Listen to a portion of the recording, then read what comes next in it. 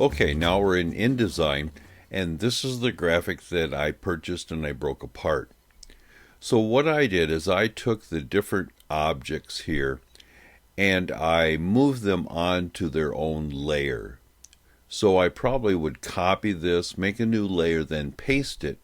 And so every one of these objects are on a separate layer. So graphic 1, graphic 2, 3, you get what I'm talking about here. Also, the car itself is on its own layer.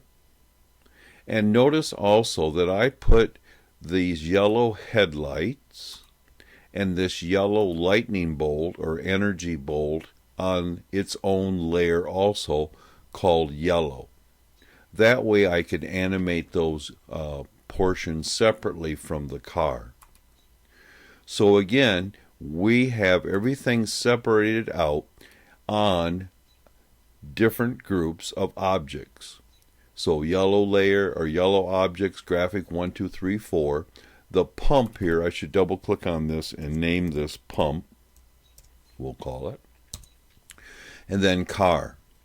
Now, what I want to do is I want to export this so every one of these parts are a separate file I can place in InDesign. Now, it's relatively easy to do this. So what I'm going to do is I'm going to go over here. I'm going to go over here to File, and I'm going to come down to Export, Export for Screens. Now, this utility is normally used to export out assets for web pages, but we're going to use it a little bit different. First thing I'm going to do is over here on the right, I'm going to browse and put it into a folder where I want these individual files to go. The second thing is down here, I'm going to save these files out as PDF files. So they'll retain their vector attributes. I don't want them converted to pixels. So PDF, that's the key thing. The next thing we're going to do is I'm going to come over here and it says drag artwork to the asset export panel to have it ready for export. So I'm going to click this button called Asset Export Panel. And this panel on the left over here just opened up. The only thing I'm going to have to do is I'm going to come over with my selection arrow. We'll start with this part of the graphic. I'm going to drag this over here.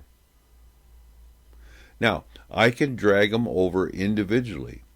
I can also shift click and get a hold of, like, we'll say these 3 and drag them over here, and they'll come over like that. So I could have selected all my graphics and drug them over here and they would have been individuals. So let me do this. Let me click on the car and put it over here.